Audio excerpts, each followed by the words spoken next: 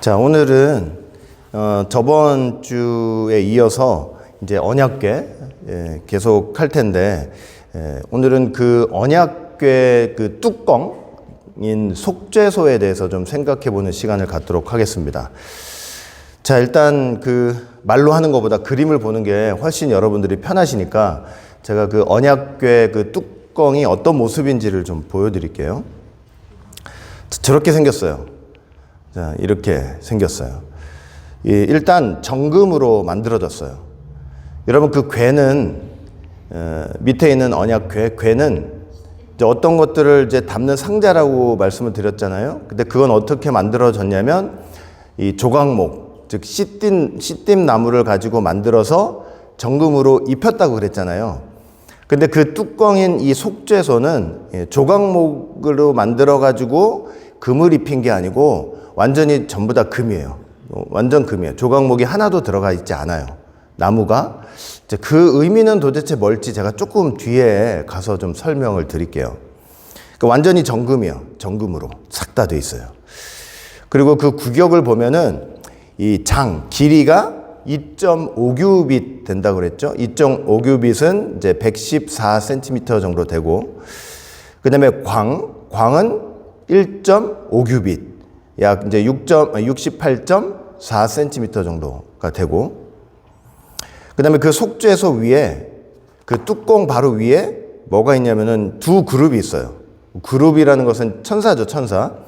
이제 두 그룹이 있는데, 이 그룹은요, 이 뚜껑을 따로 만들고 그룹 형상의 모양을 따로 이렇게 쳐서 만든 게 아니고, 이게 따로 만들어가지고 용접해서 붙인 게 아니고, 이걸 한 번에 망치를 가지고 한 번에 쳐서 이어서 만든 거예요. 야, 그 기술이 엄청나죠? 어떻게 만들었을지 저도 가늠이 잘 안 돼요.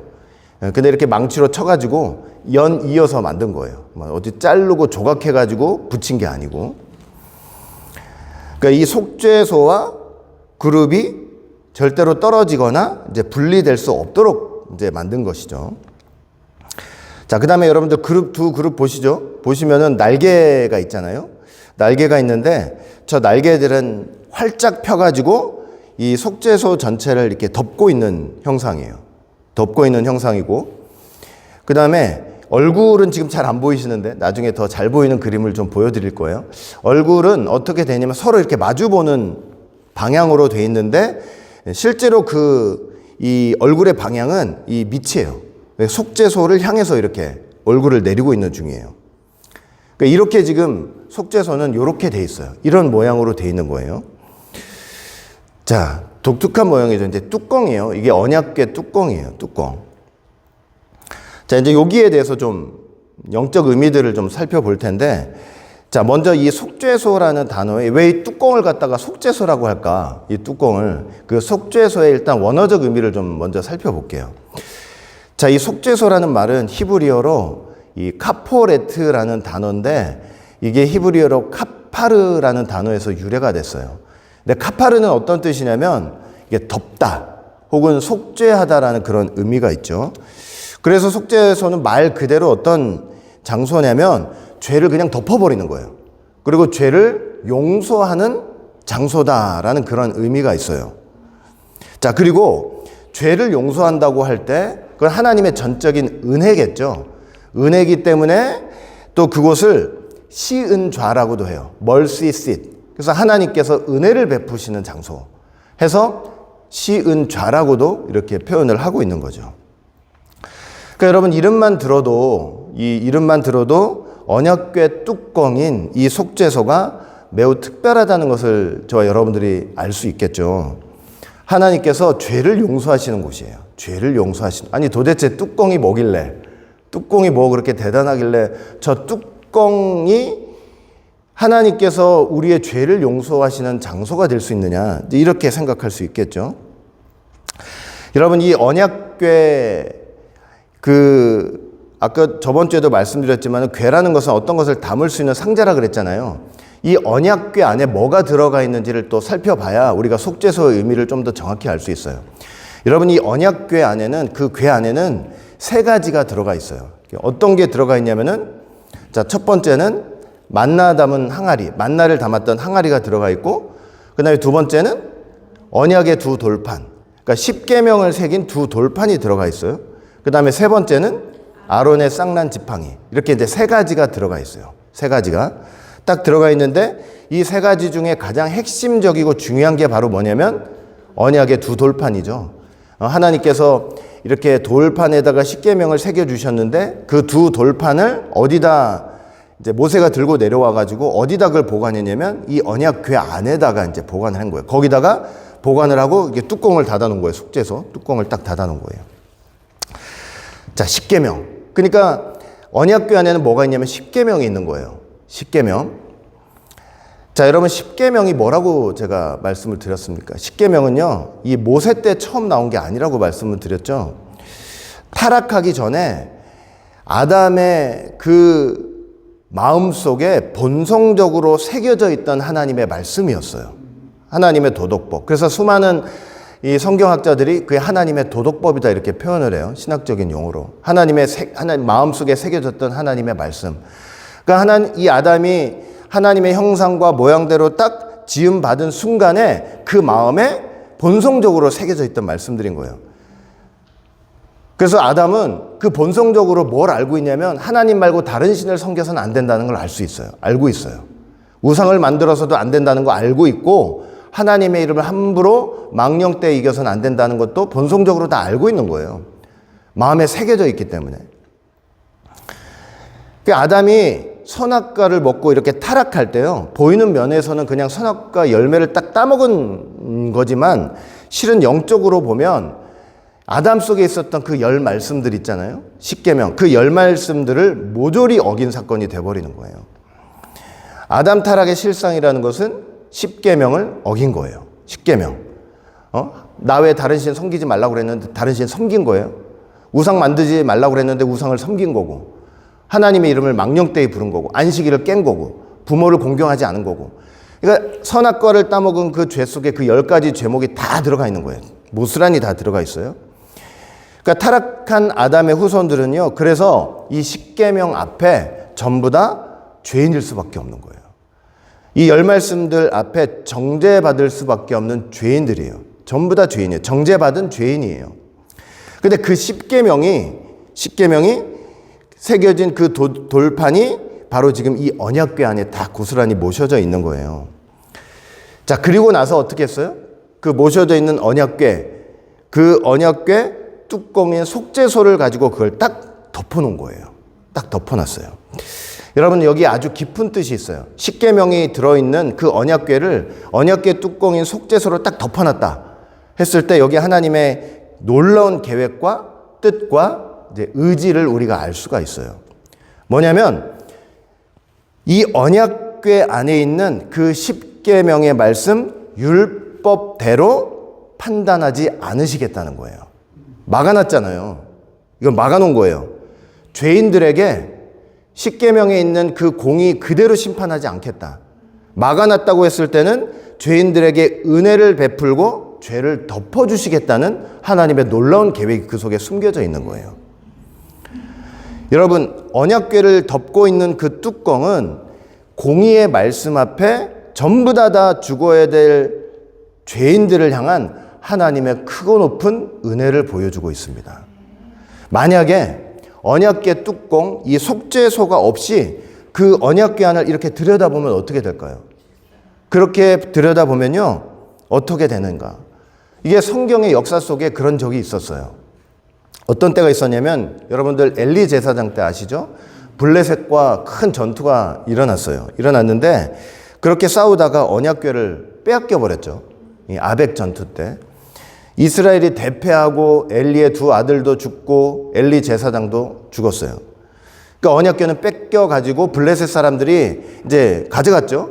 이 블레셋 지방에 무려 7개월 동안을 이렇게 있었는데 이 언약궤가 가는 곳마다 하나님께서 그 블레셋 그 장소에 이 독종 재앙을 보내셔가지고 사망의 환란을 막 보내시는 거예요. 너무나 많은 사람들이 죽었어요. 그 독종 재앙 때문에 막 사망의 환란이 휩쓰니까 너무나 많은 사람들이 죽었어요. 블레셋 사람들이 기겁을 해가지고 더 이상 우리가 이 언약궤를 갖고 있으면 안 되겠다. 이걸 이스라엘로 다시 보내자. 해가지고 다시 보냈어요. 보내서 어디로 보냈냐면 이 벳세메스 지방이라는 곳으로 이제 보냈는데, 이 벳세메스 사람들이 언약궤가 오는 걸 보고 너무나 기쁜 나머지 실수를 좀 했어요. 어떻게 실수를 했냐면 그 언약궤 안에 있는 물건들에 대해서 우려가 됐는지, 너무 깊은 호기심을 갖게 됐는지 그 언약궤를 들여다봤다고 그랬어요. 성경 볼 때 들여다봤다. 그럼 들여다봤다는 것은 어떤 뜻이에요? 언약궤를 들여다봤다는 것은 뚜껑을 열었다는 거죠. 그 속죄소 뚜껑을 열고 그 안을 딱 들여다보았다고 이렇게 말씀을 하고 있어요, 성경에. 그 순간 어떤 일이 벌어졌느냐? 사무엘상 6장 19절 말씀 보니까 벳세메스 사람들이 여호와의 궤를 들여다본 거로 그들을 치서, 하나님이 쳤다 그랬죠. 5만 70인을 죽이신지라. 여호와께서 백성을 쳐서 크게 살육하셨으므로 백성이 애곡하였더라. 그 언약궤를 들여다보는 순간 하나님께서 즉시 심판을 하셨어요. 다 치시는 거예요. 여기 5만 70명이라고 되어 있지만 이 5만이라는 단어는 아마 이 필사 과정에서 이제 실수가 있지 않았나. 그래서 많은 성경학자들은 70명으로 봐요, 실제로. 근데 어떻게 됐든 뭐냐면 사람들이 언약궤 안을 이렇게 들여다보다가 즉사한 거예요. 즉사했어요. 순간 즉사했어요. 아니, 하나님이 사랑의 하나님인데 그거 들여다봤다고 이렇게 즉사하면 어떻게 하느냐 이렇게 될지 모르지만 그게 아니에요. 언약궤 안을 들여다봤다는 것은 뭐냐면 그 언약궤 안에 있는 십계명, 이 율법의 말씀 앞에 하나님의 공의의 심판을 받은 것을 얘기할 수 있는 거예요. 그렇게 말할 수 있는 거예요. 그러니까 타락한 아담의 후손들은요, 하나님 말씀 앞에 이렇게 죽을 수밖에 없는 거예요. 하나님 말씀 앞에 정죄돼 가지고 그 공의의 심판을 받을 수밖에 없는 존재예요. 그래서 반드시 하나님이 뭘 준비하셨느냐? 그래서 준비하신 게 뭐냐면 뚜껑인 거예요. 그 속죄소 뚜껑을 준비를 하신 거예요. 여러분, 반드시 죄인들한테는요, 이 언약궤 뚜껑이 필요해요. 속죄소가 필요한 거예요. 언약궤 앞에서 죽지 않으려면 속죄소가 필요해요. 속죄소는 이렇게 그 언약궤 안에 있는 말씀의 공의대로 심판하시지 않겠다는 하나님의 뜻과 계획을 보여주고 있다는 거. 요걸 아셔야 되고, 여러분, 우리가 타락한 인생이 하나님 앞에 서게 되면 어떻게 된다고 그랬어요? 구역 때 하나님 보면 어떻게 된다고 그랬어요? 그냥 죽죠? 그냥 죽어요. 하나님 앞에. 이렇게 죄인이 하나님 앞에 서면 그냥 죽는 거예요. 죽어. 뭐 살 수가 없죠? 그 모세도 기껏 본 게 하나님의 등이라 그랬잖아요. 등. 그러니까 하나님의 얼굴을 보면 살자가 없다니까요. 너무나 거룩하고, 사실 여러분 생각해 보세요. 우리가, 여러분, 이 밝은 대낮에 햇빛만 이렇게 보고 있어도 눈이 상하잖아요. 근데 그 햇빛보다 7배나 더 밝은 빛 앞에, 그것도 7배라는 것도 우리가 인간이 상상할 수 있는 수를, 이렇게 완전수를 대입해서 말한 거지, 그 완전하신 빛 앞에 우리가 서면 인간이 살아남을 수 있겠냐고요. 그냥 태양빛만 봐도 눈이 멀어가지고 어떻게 되는 건데, 계속 쳐다보고 있으면은. 그 하나님 보면은 이제 즉시 죽는다니까요. 자, 그런데 속죄소가 그걸 막는 거잖아요. 여러분, 예수님이 이 땅에 오셨잖아요. 근데 사실은 예수님도 본질상 하나님이시잖아요. 그래요, 안 그래요? 근데 예수님, 여러분들 하나님이신데 그 예수님 본다고 죽어요, 안 죽어요? 안 죽죠? 그러니까 예수님께서 이 땅에 어떻게 오신 거냐면 신령한 속죄소로 오신 거예요. 예? 속죄소로 오신 거예요. 예수님 본다고 죽지 않잖아요. 이 예수님을 통해서 뭐냐? 하나님께서 어떤 걸 말씀해 주시냐면 이 속죄소, 신령한 속죄소를 통해서 내가 너희들을 판단하지 않고 죄를 덮어주고 용서하는 역사를 하겠다라는 것을 보여주고 있는 거예요.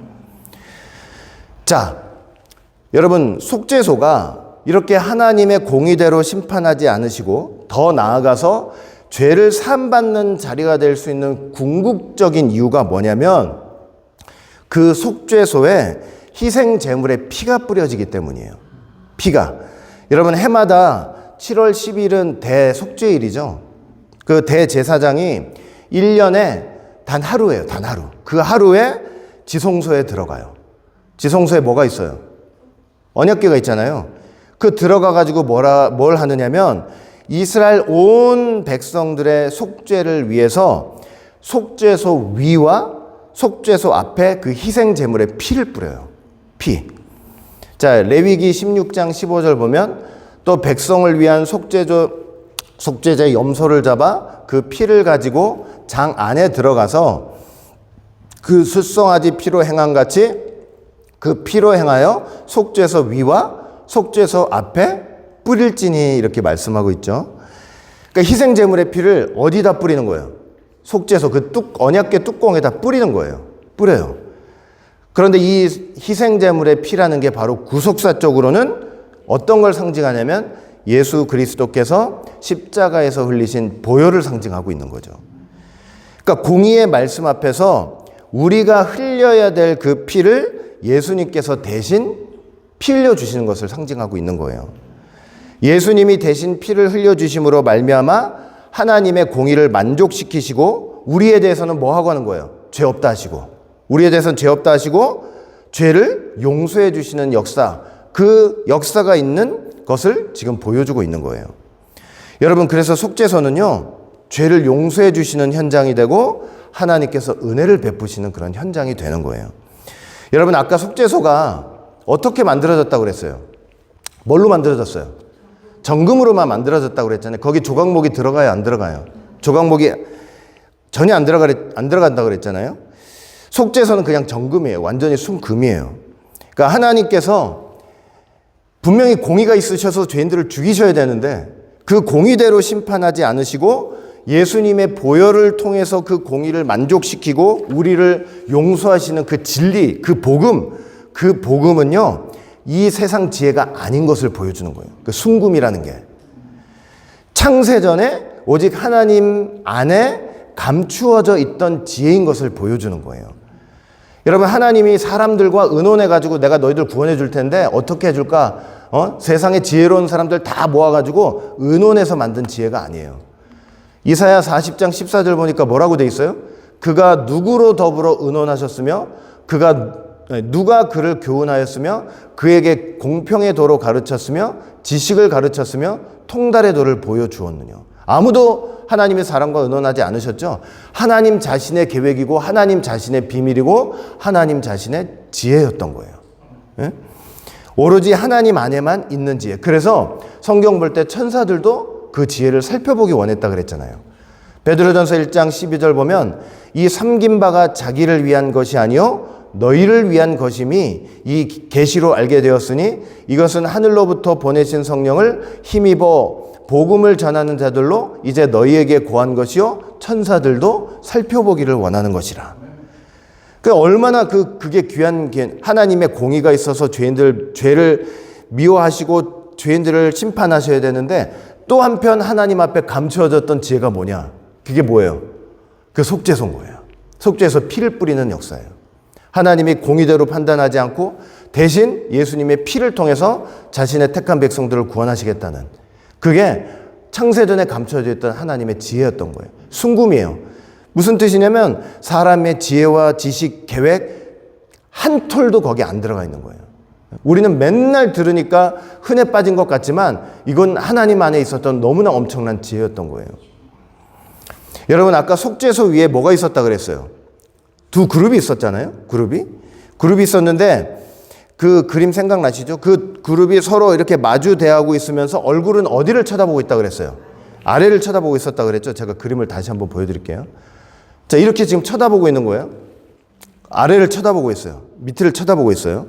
자, 출애굽기 25장 20절 말씀 보면 그룹들은 그 날개를 높이 펴서 그 날개로 속죄소를 덮으며 그 얼굴을 서로 대하여 속죄소를 향하게 하고, 그렇죠? 날개를 쫙 펴가지고 속죄소를 보호하면서 얼굴은 이제 밑을 쳐다보고 있는 거예요. 마주 보면서도 밑을 쳐다보고 있는 거예요. 여러분, 만약에 잘 생각해 보세요. 만약에 속죄소가 없잖아요. 속죄소가 없다면 이 두 그룹은 뭘 직접 쳐다보게 돼 있어요? 그 안에 있는 십계명을 바로 쳐다보게 돼 있어요. 십계명을 직통으로 보게 돼 있는 거예요. 죄인들을 정죄하는 거룩한 법도, 거룩한 하나님의 말씀, 죄는 용납할 수 없는 그 공의의 말씀, 십계명의 말씀을 직접 쳐다보게 돼 있는 거예요. 그렇게 되면 어떻게 되는지 아세요? 이 두 그룹은 어떤 죄인들도 하나님 앞에 나올 수 없도록, 그 죄인들이 하나님 앞에 나오려는 순간 하나님 공의의 집행을, 공의의 심판을 그 자리에서 집행해 버리는 거예요. 왠지 아세요? 두 그룹이 하나님의 거룩을 지키는 사명이 있거든요. 하나님의 보좌를 지키는 사명이 있거든요. 응? 언약궤 전체를 지키는 사명이 있단 말이에요. 어떤 죄악된 것도 하나님의 보좌 앞에 나올 수 없도록 딱 막아버리는 거예요. 응? 그들이 보고 있는 그 공의의 말씀에 의거하여서 심판을 시행하는 거예요.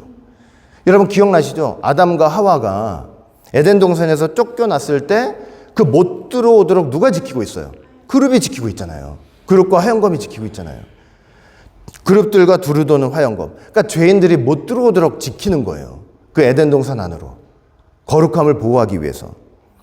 그런데 이 두 그룹이 지금 보세요. 두 그룹이 마주보고 지금 이 하나님의 보좌를 지키고 있는 두 그룹이 마주보면서 어디를 보고 있냐면 속죄소를 바라보고 있어요. 그런데 조금 더 사실은 엄밀하게 구체적으로 말하면 이 속죄소 위에 있는 그 희생제물에 그 속죄소 뚜껑에 뿌려진 희생제물의 피를 보고 있는 거예요. 피를 보고 있어요. 여기. 피를 바라보고 있는 거예요. 지금. 이해가 되세요? 피를 바라보고 있어요. 그 안에 있는 십계명 공의의 말씀을 바라보고 있는 게 아니라 영적으로 구속사적으로 말하면 예수 그리스도의 그 흘리신 보혈을 지금 바라보고 있는 거예요. 보혈을. 이 보혈을 바라보고 있기 때문에 죄인들이 하나님 앞에 나아가고자 할 때 하나님 보좌 앞에 나아가고자 할 때 그걸 지키고 있는 그룹들이 즉각적으로 하나님 그 공의의 말씀에 의거하여서 죄인들을 심판하지 않는 거예요. 오히려 통과시켜요. 통과. 너 용서했어. 통과. 하나님 보좌 앞에 나아갈 수 있도록 길을 열어주는 거예요. 여러분 그래서 주님의 십자가 보혈이 아니면 우리는 그 그룹들을 통과할 수가 없어요. 그 속죄소 위에 뿌려진 그 피가 아니면은 그 하나님 보좌 앞에 하나님 계신 곳으로 나아갈 수가 없다니까요. 그냥 그 앞에서 그냥 죽어요. 하나님의 보좌 앞에 거룩하지 못한 게 오는데 그 두 그룹이 가만히 있을 것 같아요? 에덴 동산을 지키고 있는데 아담 하와가 쫓겨났다가 나 다시 돌아가야지 하도 그냥 돌아갈 수 있어요? 그 그룹들 통과 못해요. 여러분 그래서 그렇게 속죄소가 중요하고 그 속죄소 위에 뿌려진 피가 그렇게 중요한 거예요. 그렇게 중요해요. 속죄소 위에 뿌려진 저 피를 바라보고 있기 때문에 하나님 공의 심판이 진행되지 않는다는 거. 그 칼을 휘두르지 않아요. 여러분 예수님이 이 땅에 오셔서 보혈을 흘려주신 은혜가 그렇게 그래서 중요한 거예요. 그 예수님의 피가 다 가려주고 있는 거야. 가려주고 있어요. 우리를 다 가려주고 있어요. 여러분 바로 이 속죄소 위에 하나님이 임재하시는 거예요. 하나님이 임재하시고요. 이 속죄소 위에서 하나님과 자기 백성이 만나주시는 거예요. 다른 데서 만날 수가 없어요. 용서가 없는 곳에 어떻게 하나님이 인간을 만나요? 만나는 순간 그냥 거기서 멸망이고 심판인데. 그래서 출애굽기 25장 22절 보니까 거기서 내가 너와 만나고 속죄소 위, 곧 증거계 위에 있는 두 그룹 사이에서 내가 이스라엘 자손을 위하여 너에게 명할 모든 일을 너에게 이루리라. 하나님이 이 속죄소 위에다가 하나님 보좌를 차려놓으신 거예요. 이해가 되시죠? 그리고 이 속죄소 위에서 하나님께서 말씀하세요. 민수기 7장 89절 봐도 모세가 회막에 들어가서 여호와께 말씀하려 할 때 증거계 위, 속죄소 위 두 그룹 사이에서 자기에게 말씀하시는 목소리를 들었으니 여호와께서 그에게 말씀하심이었더라. 하나님이 말씀하실 때도 어디서 말씀하시는 거예요? 속죄소 위에서요. 그러니까 여러분 우리가 이렇게 말씀을 듣는다고 할 때 영적으로는요 바로 이 속죄소 위에서 듣고 있는 거예요. 이 속죄소, 피 뿌려진 속죄소 위에서.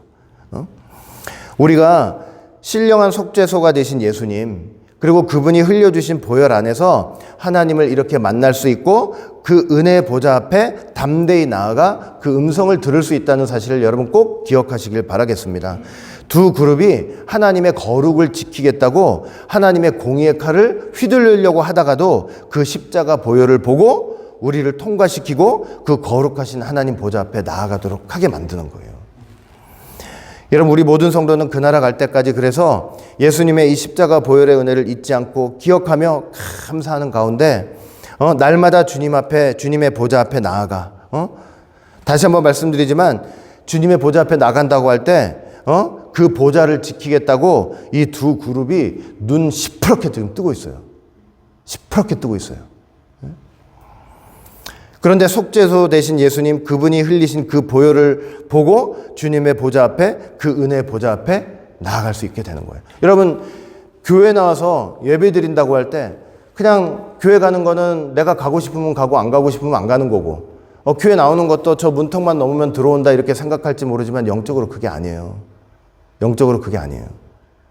여러분, 하나님의 보좌가 있는 하나님의 성전에 들어올 때 영적으로는 뭐가 지키고 있는 거야? 이걸 보호하고 이 거룩을 유지하기 위해서 진짜 두 그룹이 서슬퍼르게 있다니까요. 그런데 그걸 어떻게 들어와요? 두 그룹이 하나님의 공의가 아니라 공의의 그게 아니고 예수 그리스도의 십자가 보혈을 보고 있기 때문에 우리가 통과해서 들어올 수 있는 거예요. 알겠죠?